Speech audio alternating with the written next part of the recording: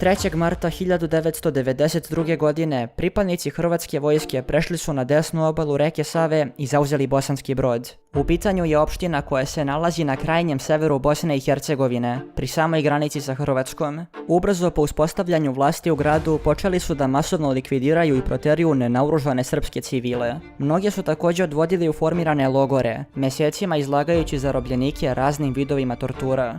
Zločini su kontinuirano trajali sve do oktobra 1992. kada su neprijateljske formacije, bežeći od vojske Republike Srpske, otišle na drugu stranu reke, a iza sebe su ostavili logore, masovne grobnice i desetine ubijenih civila. U današnjem videu ćemo detaljno pregledati i analizirati stradanje Srba za vreme hrvatsko-muslimanske okupacije opštine Brod. Zato ostavite like i pretplatite se na kanal kako biste podržali moj dalji rad, a mi sada možemo početi. Bosanska Posavina je oduvek bila poznata kao prostor na kojem su u značajnom udjelu prisutna sva tri konstitutivna naroda, a situacija nije ništa drugačija ni kada je u pitanju Brod. Iz tog razloga niko nije držao apsolutnu većinu prema popisu stanovništva 1991. Na nivou cjelokupne opštine je živelo nešto više Hrvata nego Srba. Doduše, Srbi su bili relativna većina u samom gradu. Tu je naravno bilo i muslimana sa udjelom oko 15%, dok su istovremeno bili najbrojniji narod u 2 sela. Srbi i Hrvati su činili većinsko stanovništvo u po 10 sela, a mnoga među njima su također bila etnički raznolika. Bitno je napomenuti da se 1991. više hiljada Brođana izjasnilo kao Jugosloveni, što nam dodatno otežava da sagledamo realnu demografiju u predratnom periodu.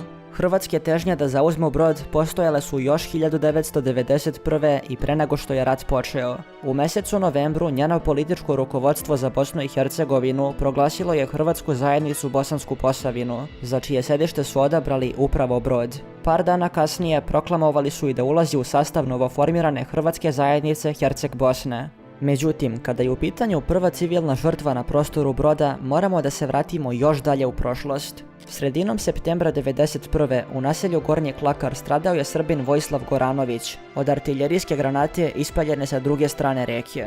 Čovjek koji je bio stručan kao inženjer građevinarstva, izbjegao rat iz Slavonskog Broda, zaposlio se ovdje i pogine na svome radnom mjestu 1991. godine.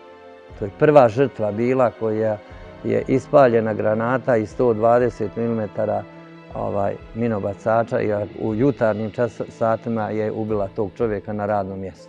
A onda i na 91. navečer u istom danu granatirano selo Liješće, Klakar i dio Brodskoga polja. Granatiranje srpskih sela na području Broda dokazuju da su već tada postojale aspiracije Hrvata da zauzmu opštinu. Pripreme za ostvarivanje te ideje su trajale mjesecima, a ovaj napad je predstavljao samo uvod u nadolazeće zločine. 3. marta 1992. godine država Hrvatska je u punom smislu te reči izvršila agresiju. Njena regularna vojska je zajedno sa paravojnim formacijama prešla preko mosta koji spaja Slavonski i Bosanski Brod, te je okupirala grad. Ovo se dogodilo svega 2 dana nakon referenduma o nezavisnosti Bosne i Hercegovine, u vreme kada je ona još uvijek bila sastavni deo Jugoslavije. Hrvatska je sa druge strane bila međunarodno priznata zemlja, čija vojska je upala na teritoriju druge države. I u prevodu se kaže izvršena agresija države Hrvatske sa svojom legalnom vojskom na prostore Bosne i Hercegovine. Sutradan je poslat izveštaj Franje Tuđmanu o dešavanjima i stanju u opštini, gdje je između ostalog napisano: snage HOS-a iz Republike Hrvatske brzom i odlučnom oružanom akcijom potisnule su formacije srpskih ekstremista iz Bosanskog Broda. Specijalna jedinica MUP-a Republike BiH, koja je 3. ožujka 1992. došla u Bosanski Brod, povlači se jer su snage HOS-a preuzele kontrolu nad gradom. Tada su ostvarili ideju o preuzimanju kontrole i uspostavljanju vlasti na teritoriji cjelokupne opštine, te su osnovali svoje institucije i vojne jedinice. Istoga dana kada su prešli reku i zauzeli grad, formirana je 101. Bosansko-brodska brigada Hrvatskog vijeća odbrane, kroz koju je prošlo gotovo 5000 meštana hrvatske nacionalnosti. Da su samo završili na tome, ne, nego su išli na hapšenje i ubijanje srpskog življa, znači Srba, koji su, ne gledajući na godine starosti od djece do starosne dobi, gdje je, nažalost, u tom vremenu je ubijena i moja majka i moj brat. Veliki masakr nad nenaoružanim Srbima dogodio se u selu Sjekovcu, par kilometara južnije od grada. Sjekovac je prema popisu iz 1991. bio pretežno muslimansko selo. Međutim, u njemu je živjelo preko 300 Srba nastanjenih u oko 50 kuća. U zločinu su najvećim delom učestvovali upravo lokalni Hrvati i muslimani iz sela, koji su napali svoje dojučerašnje komšije Srbe. Prvo su nad Martićima, Martići koji su u Brodu žive, ne u Sjekovcu, nego oni su 25.3. stradali, ovi su 26. Znači, to je samo se nastavio taj pokolj i to ubijanje. 26. marta u popodnevnim časovima Srbima se preko megafona obratio Marko Prkača, inače hrvatski vojnik iz Slavonskog Broda.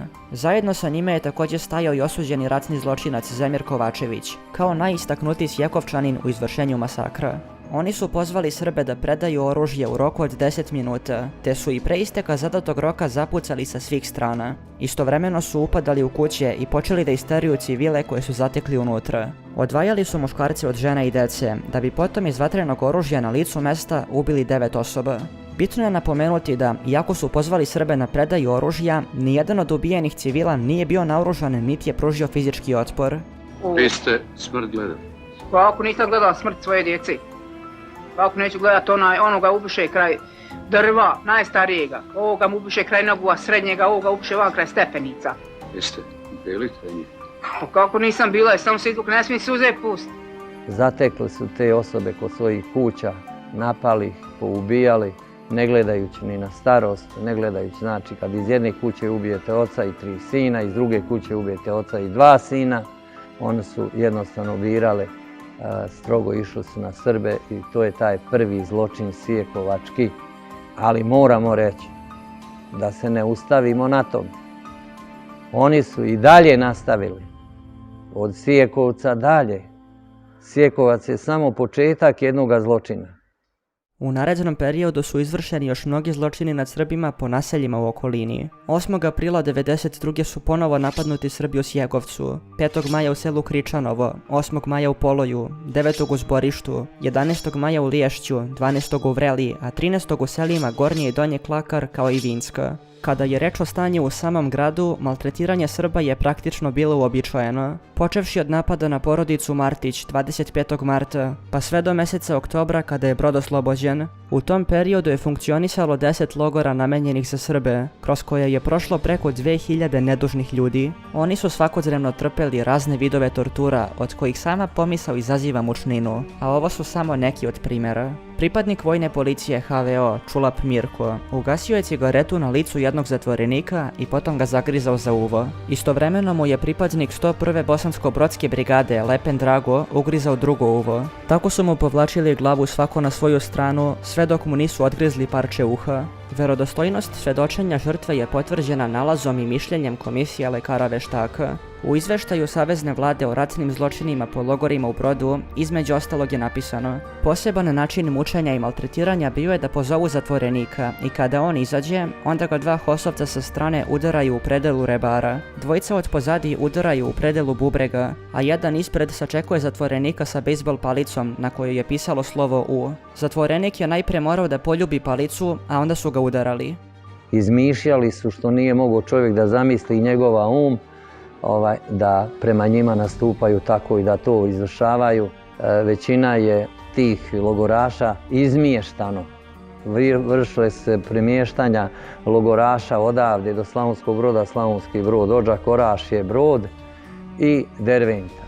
Mnogi zarobljeni Srbi sa prostora susedne opštine Odžak dovođeni su u najozloglašeniji i najveći logor u Brodu, skladište robne kuće Beograd. Jedan od preživelih logoraša je u svojoj izjavi napisao: tamo su u prostorije u kojima smo bili smešteni ulazili Ante Golubović i grupa ustaša, koji su najpre isprebijali polovinu uhapšenih Srba, a drugi deo grupe terali da ližu krv. Terali su nas da pevamo ustaške pesme, da čitamo Oče naš po pravilima katoličke veroispovesti, da ljubimo sliku Ante Pavelića, a tukli su nas palicama na kojima je ucrtano slovo U. Jedan od logora je također bio formiran ovdje, na prostoru fudbalskog stadiona. Metode mučenja koje su upotrebljavane u prethodno pomenutom logoru korišćene su i u ovom. Što su djelovali na tom prostoru tog logora, to su djelovali i ovdje u ovome logoru. koji je bio oko 400 logoraša sa najvećim mjestom i prostorima ovih prostorija ovoga logora fudbalskog kluba. Ima više tih prostora gdje su odvajali žene i djecu i gdje su vršili teške torture, silovanja, maltretiranja i ubijanja. Ovdje su bili mučeni svi zatvorenici, bez obzira na godine starosti ili pol, a silovanje logorašica je praktično bila svakodnevna pojava. Neki Srbi su od neprekidnih udaraca i zadobijenih telesnih povreda i stradali u logoru. 7. oktobra 1992. godine Brod je nakon višemesečne okupacije najzad oslobođen. Vojska Republike Srpske je pod komandom generala Slavka Lisice oterala neprijateljske formacije na drugu stranu rijeke Save. Lisica je u svojoj knjizi komentarisao zatečene prizore i tadašnju atmosferu u gradu, a između ostalog je napisao: "Nalazimo ljude koji su vezani i bačeni u bunar, ljude ubijene u podrumima porodičnih kuća, po fabričkim halama, u sportskim halama. Slušamo užasne priče o strašnim mučenjima onih koji su preživjeli i što je najgore, uvijek je to radio komšija pred kojim se ništa nije krilo ni sakrivalo. Mučiti na najsvirepiji način komšiju, druga, prijatelja, sa kojim si proveo detinjstvo, prvi put išao u školu, po kafanama, na slave i svadbe, proživeo život, to čovjek ne može da uradi." Mi kad smo ulazili i počeli da oslobađamo ove prostore, znači Vojska Republike Srpske, mi smo nailazili na masovne grobnice ubijenih Srba i logore. I pojedinačne grobove i grobnice i ubijenih Srba pred svojim dvorištem, u svojim kućama. Neki su bili zapaljeni, zaklani, ubijeni raznim načinom i raznim predmetima gdje su oni to sa svojom nekom radošću i željom djelovali prema nama. Hrvati su iza sebe ostavili zapaljene kuće i porušenu imovinu Srba, koncentracione logore i masovne grobnice. U njima su pronađene desetine leševa svirepo ubijenih Srba, dok se za nekima još uvijek traga. Uprkos tome što su poznata imena desetina izvršilaca zločina u Brodu, tužilaštvo Bosne i Hercegovine je procesuiralo svega nekolicinu osoba. Pored toga što velika većina zločinaca i dan danas ulicama šeta slobodno, čak je i tih par izrečenih presuda prilično nesrazmjerno zverstvima koje su počinili. Zato je važno da pamtimo stradanje našeg naroda u Brodu i ne dopustimo sebi da zaboravimo žrtve, kojima je jedina krivica bila što su bili Srbi.